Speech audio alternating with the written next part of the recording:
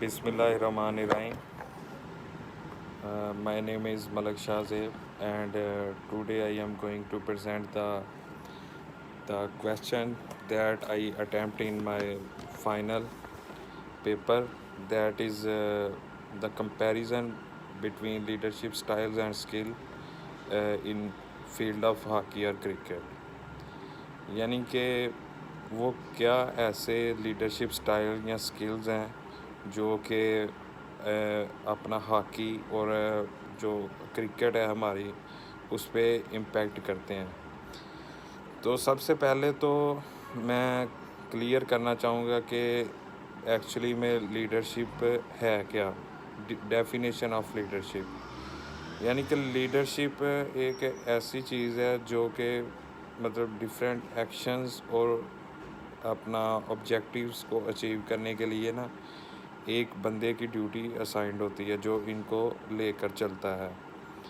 تو وہ ان چیزوں کو لیڈ کرتا ہے اور اپنی سکلز اور مطلب کہ اپنے ایک سٹائل کو اپناتے ہوئے اس ادارے کی فلاح و بہبود اور ترقی کے لیے کام کرتا ہے.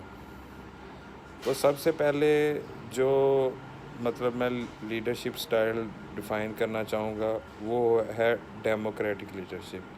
یعنی کہ اگر اپنا ہاکی فیلڈ یا کرکٹ فیلڈ میں ایک ڈیموکریٹک لیڈرشپ اپناتے ہیں تو اس کے کیا پازیٹیو اینڈ نیگیٹو ایفیکٹس ہیں.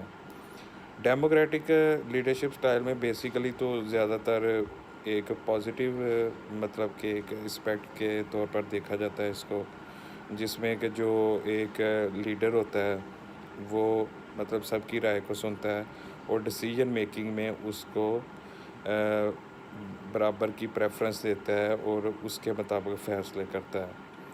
کوئی بھی مطلب فیصلہ کرکٹ میں ہو یا فیلڈ ہاکی میں ہو, اگر ان دونوں کو مطلب مد نظر رکھتے ہوئے گیمز کو اگر لیڈر سب کی صلاح سے چلے گا تو وہ اس کے لیے زیادہ بہتر ہوگا اس گیم کی پروگریس اور مطلب کہ اس کی بڑھوتری کے لیے. اس کے بعد آ جاتا ہے اسٹریٹجک لیڈرشپ. یہ ایسا لیڈرشپ ہے جس میں کہ آپ مطلب کہ کہہ لیں کہ جو ہے نا لیڈر وہ اسٹریٹجی اپناتا ہے. کوئی بھی چیز ہو وہ بغیر اسٹریٹجی کے, بغیر پلاننگ کے, بغیر ایک مطلب باقاعدہ اسکل کے بغیر نہیں چل سکتی. تو اسٹریٹجی وہ ایک سٹیپ ہے جس کی وجہ سے ہم دوسرے جو ہمارے کمپیٹیٹر ہوتے ہیں وہ چاہے اس مطلب گیم کی شکل میں ہوں یا کسی اور فیلڈ میں ہوں, پولیٹیکلی ہوں, تو اسٹریٹجی بہت ضروری ہے. جس طرح کہ مطلب کہ ایک کیپٹن ہو کسی بھی ٹیم کا, وہ اچھی اسٹریٹجی اپنائے, کس کو پہلے اوور دینا ہے, کس کو بعد میں دینا ہے, پہلے کھیلنا ہے یا بعد میں کھیلنا ہے, تو یہ چیز اس گیم کی پروگریس میں بہت اچھا کام کرتی ہیں. اس کے بعد آ جاتا ہے سرونٹ لیڈرشپ سٹائل. یہ بھی ایک بہت امپورٹنٹ ہے کیونکہ اس میں جو ہے کہ ایک جو ہوتا ہے نا لیڈرشپ, اس کا کام صرف سرو کرنا ہوتا ہے.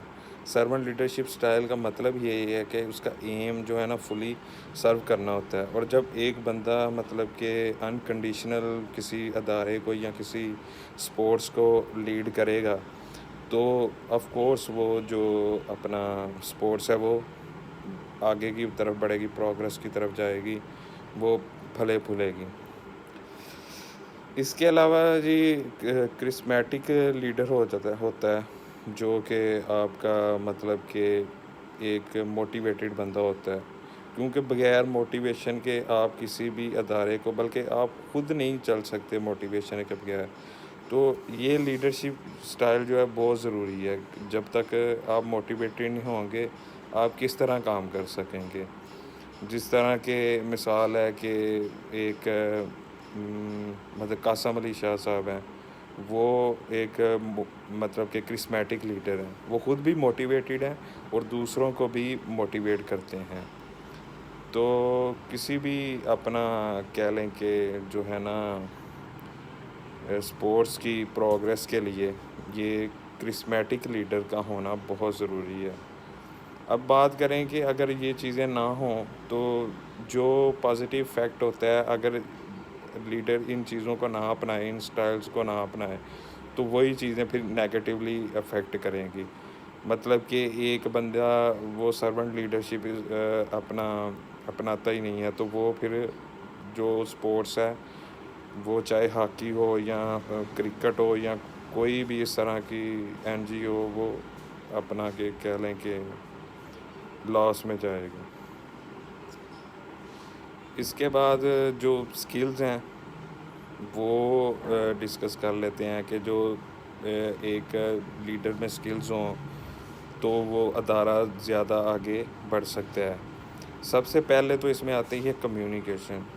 کمیونیکیشن جو ہے نا وہ سب سے امپورٹنٹ پارٹ ہے کسی بھی لیڈر کا نا، اپنی جو ہے نا کہہ لیں کہ آرگنائزیشن، اس کو آگے لے کے چلنے میں سب سے پہلے کمیونیکیشن اسکل بہت امپورٹنٹ ہے. کیونکہ بغیر کمیونیکیٹ کیے، کسی کو سنیں یا کسی کو اپنی بات کنوے کیے بغیر آپ اس کو رن نہیں کر سکتے. کیونکہ آپ ایک بڑی پوسٹ پہ ہوتے ہیں تو آپ کو یہ چیزیں، ان چیزوں پہ گرپ ہوگی تبھی آپ جا کے ان چیزوں کو نا کر سکیں گے. اس کے علاوہ جو اور سکلز آ جاتی ہیں، اس میں فیڈ بیک آ جاتا ہے، اس میں کریٹیوٹی آ جاتی ہے، موٹیویشن آ جاتا ہے. کیونکہ یہ چیزیں بھی بہت زیادہ ضروری ہیں، کیونکہ بغیر کسی کا فیڈ بیک لیے آپ اپنی چیز کو امپروو ہی نہیں کر سکتے. کیونکہ فیڈ بیک لیں گے آپ کو اپنی مطلب کہ کمی بیشی کا پتہ چلے گا اور آپ ان کو امپروو کرنے کی کوشش کریں گے. اس کے علاوہ موٹیویشن اسکل ہے کہ آپ نے کس طرح موٹیویٹڈ رہنا ہے، وہ یہ بھی ایک آرٹ ہے یا ایک اسکل ہے. تو یہ وہ ساری لیڈرشپ سٹائلز اور اپنا اسکلز تھیں جو کہ ایک لیڈر میں ہونا ضروری ہیں، تو تبھی یہ چیز امپروو کر سکتی ہے. لیکن اگر ہم بات کریں ہاکی کی اور اپنا کرکٹ کی، تو اس میں لیڈرز کے علاوہ اور بھی اسپیکٹ ہیں کہ جس طرح کے مطلب ایک پاپولیرٹی یا ایک لائکنگ ہوتی ہے پبلک کی، وہ میرے خیال میں کرکٹ کے لیے زیادہ ہے. کیونکہ لوگ کرکٹ دیکھنا زیادہ پسند کرتے ہیں. اس کو ڈفرینٹ اسٹریٹجیز کے ذریعے اور ڈفرینٹ میتھڈ کے ذریعے امپروو بھی کیا گیا. جس طرح کے آئے دن ایونٹس اور سیریز ہوتی ہیں، کبھی آئی پی ایل ہو گیا یا اس طرح کے جو ایونٹس وغیرہ، پی ایس ایل، آئی پی ایل تو انڈیا کا نا، پی ایس ایل وغیرہ ہو گیا، جو کہ مطلب کہ ایک عوام میں نیا جذبہ اور نئے اسٹائل سے، اور اس میں ڈفرینٹ کھلاڑی ہوتے ہیں. مطلب ایک اسٹریٹجی ہے کہ ایک ہی ٹیم میں آپ کو آپ کے ڈفرینٹ کنٹریز کے ڈفرینٹ کھلاڑی دیکھنے کو ملتے ہیں. تو یہ چیزیں ہیں جو واقعی اپنا اس کا کسی گیم کی پروموشن کا باعث ہیں.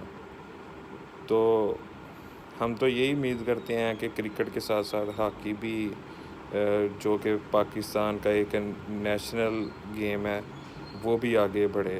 پاکستان مطلب کہ 3 دفعہ ورلڈ کپ بھی جیتا ہے، تو انشاءاللہ امید کرتے ہیں کہ آگے بھی اسی طرح اس میں ہاکی میں بھی امپروومنٹ اس لیڈرشپ سٹائلز اور سکلز کے تھرو ہو سکے.